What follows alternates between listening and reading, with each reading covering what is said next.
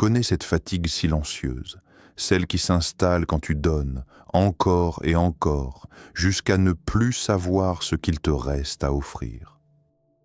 Tu veux bien faire, tu veux qu'on t'aime, tu veux être ce pilier solide, cette personne qu'on admire, qu'on remercie. Mais à force de vouloir être aimé, tu t'oublies. Et un jour, tu te réveilles avec cette question qui te brûle. Pourquoi je me sens si vide alors que j'ai tant donné ? Si tu ressens ça, sache que tu n'es pas seul. Des milliers de personnes vivent ce décalage entre leur générosité et la reconnaissance qu'elles reçoivent. Et c'est ici que le stoïcisme vient apporter une clarté radicale. Ce n'est pas en donnant sans mesure qu'on est aimé, c'est en donnant en accord avec sa vertu. Marc Aurèle disait « Ne laisse pas ton bonheur dépendre de ce que les autres pensent contre de toi. » Et tout commence là. Le piège du donner pour être aimé. Quand tu donnes trop, souvent tu ne donnes pas par amour mais par peur. Peur de ne pas être assez, peur d'être abandonné, peur de décevoir. Tu crois que ton affection, ton temps ou ta disponibilité te protégeront du rejet. Mais ce que tu fais en réalité, c'est que tu échanges ta paix intérieure contre une illusion de sécurité. Le stoïcien, lui, agit selon la raison, non selon la peur. Épictète nous rappelle « Ce qui trouble les hommes, ce ne sont pas les choses, mais les jugements qu'ils portent sur les choses. Ce n'est pas ton acte de donner qui te blesse, mais le fait que tu en attends quelque chose en retour. Quand tu attends de l'amour, de la gratitude, du respect pour compenser ton don, tu t'enchaînes. Parce que tout ce qui dépend des autres t'échappe. L'illusion du plus je donne, plus je vaux. C'est une croyance profondément ancrée dans nos sociétés. Plus tu te sacrifies, plus tu mérites. Plus tu dis oui, plus tu vaux. Mais le stoïcien voit à travers cette illusion. Il sait que la valeur d'un être ne se mesure pas à ce qu'il donne, mais à la clarté de ses intentions. Sénèque disait « Celui qui fait le bien dans l'espoir d'une récompense ne donne pas, il commerce. » Quand tu fais tout pour être aimé, tu n'aimes plus vraiment, tu négocies. Et ce marchandage affectif est voué à l'échec, parce que l'amour sincère ne se monnaie pas. Tu te vides, tu t'épuises, tu te plies, et au final, tu t'éloignes de ta propre nature. Le stoïcisme t'invite à une autre forme de richesse, celle qui consiste à ne rien attendre, mais à agir selon la vertu. Donner non pas pour obtenir, mais parce que c'est bien de donner. Donner sans attente, aimer sans dépendance. Le stoïcisme repose sur une distinction simple mais puissante. Ce qui dépend de toi et ce qui ne dépend pas de toi. L'amour des autres ne dépend pas de toi. Leur reconnaissance, leur affection, leur fidélité, tout cela échappe à ton contrôle. Mais ton intention, ton attitude, ton intégrité, ça c'est ton domaine. Épictète disait « Quand tu embrasses ton enfant, rappelle-toi que c'est un être humain que tu embrasses et qu'un jour il peut partir. » Ce n'est pas une phrase dure, c'est une phrase lucide. Elle nous enseigne à aimer pleinement, sans illusion de possession. Aimer sans attachement, c'est aimer plus profondément, car tu n'as plus peur de perdre. Tu n'attaches pas des chaînes à l'autre, tu offres la liberté. Et dans cette liberté, ton amour devient vrai, pur, inconditionnel.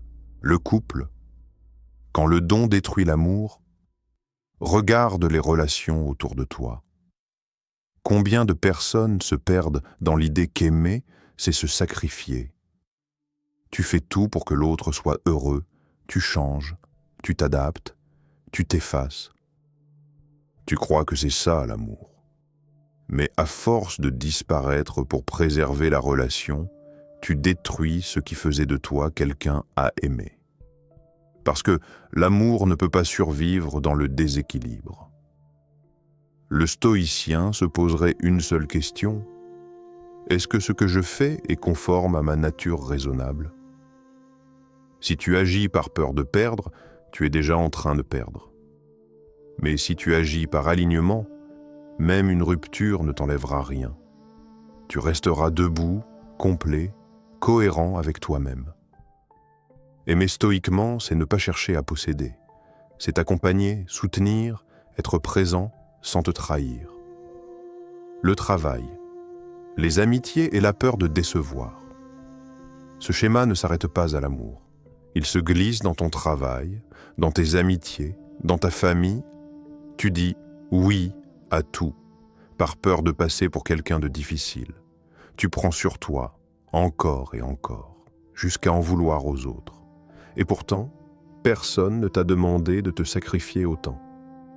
Le stoïcien dirait que ce n'est pas le monde extérieur qui t'épuise, mais ton incapacité à tracer une limite intérieure. Dire non n'est pas une offense. C'est un acte de sagesse. C'est protéger ton temps, ton énergie, ta paix d'esprit. Sénèque écrivait « Ce n'est pas parce que les choses sont difficiles que nous n'osons pas, c'est parce que nous n'osons pas qu'elles sont difficiles. » Oser poser des limites, c'est oser être libre. C'est dire « Je choisis d'agir, pas de subir. » Reprendre ton pouvoir intérieur. Le stoïcisme ne t'invite pas à être froid, mais à être maître de toi-même, à reprendre ton pouvoir. Quand tu agis pour être aimé, tu vis sous la domination du regard d'autrui. Quand tu agis selon la vertu, tu redeviens souverain. Tu n'as plus besoin d'attendre une validation extérieure. Tu es aligné. Le véritable pouvoir, selon Marc Aurèle, c'est de vivre en accord avec la nature et la raison. Cela signifie donner sans te renier, aimer sans t'attacher, aider sans te perdre. Demande-toi toujours, est-ce que ce que je fais est un acte libre ou un acte de peur? Si c'est libre, tu es sur le chemin stoïcien. Si c'est la peur qui parle, respire, recule, recentre-toi.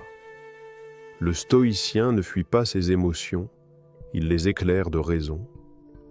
Il comprend qu'il ne contrôle pas le monde, mais qu'il peut toujours choisir la façon d'y répondre. L'amour, stoïcien. Aimer dans la lucidité. L'amour stoïcien n'est pas un amour froid ou distant. C'est un amour lucide, conscient, apaisé. C'est aimer non pour combler un manque, mais pour exprimer une nature généreuse. Quand tu aimes sans attendre, tu donnes parce que tu choisis de donner.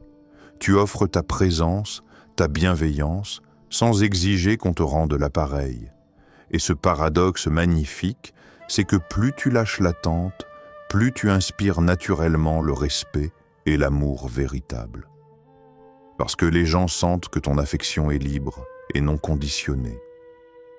C'est là que tu comprends que l'amour le plus pur n'est pas celui qui cherche à posséder, mais celui qui libère. Le stoïcisme ne détruit pas le cœur, il le purifie. Il le délivre des illusions pour qu'il puisse aimer sans chaîne. Retrouvez la paix stoïcienne. La paix ne vient pas quand tout le monde t'aime. Elle vient quand tu cesses de te trahir pour être aimé. Ce jour-là, tu cesses de courir après la validation et tu commences à marcher avec toi-même. Tu peux être critiqué, rejeté, incompris, peu importe. Tu restes calme parce que tu sais que ton intention était droite. Tu n'es plus dans la réaction, tu es dans la maîtrise. Tu n'as plus besoin que les autres t'aiment parce que tu t'aimes assez pour rester fidèle à tes principes. C'est le plus haut degré de liberté. Épictète disait « Celui qui est maître de lui-même n'est l'esclave de personne.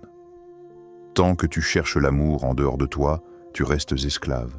Mais dès que tu choisis d'être en accord avec toi-même, tu deviens libre. » Le chemin concret, agir selon la vertu, comment incarner cela chaque jour.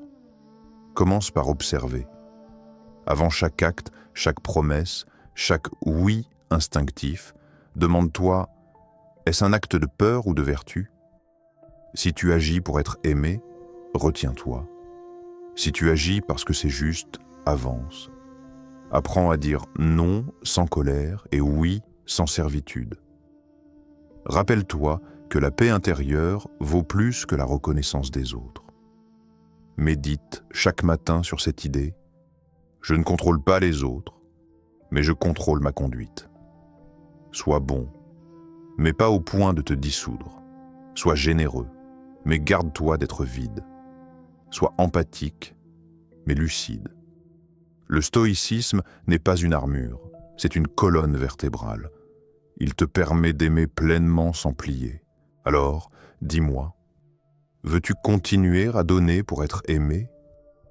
Ou veux-tu apprendre à aimer sans dépendre? Le stoïcisme t'invite à un amour plus haut, plus fort, plus paisible, celui qui ne s'effondre pas quand l'autre s'en va.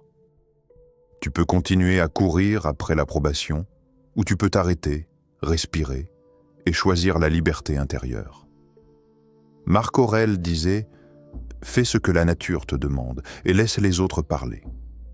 Aime, agis, partage, mais reste toi. » Parce qu'au fond, ce n'est pas l'amour des autres que tu cherches, c'est la paix avec toi-même. Et cette paix, elle naît le jour où tu cesses de mendier l'amour et que tu commences à l'incarner. Abonne-toi si tu veux approfondir cette sagesse stoïcienne, si tu veux apprendre à transformer ta sensibilité en force tranquille, ta peur en clarté, ton besoin d'amour en vertu. Ensemble, on avance vers ce que les stoïciens appelaient l'ataraxie, la paix de l'âme. Parce qu'au fond, ce que tu cherches n'est pas d'être aimé par tous, mais de pouvoir te regarder dans le miroir avec respect et te dire « Je suis resté fidèle à moi-même ». Cherche la sérénité et tu trouveras la force. Marc Aurèle.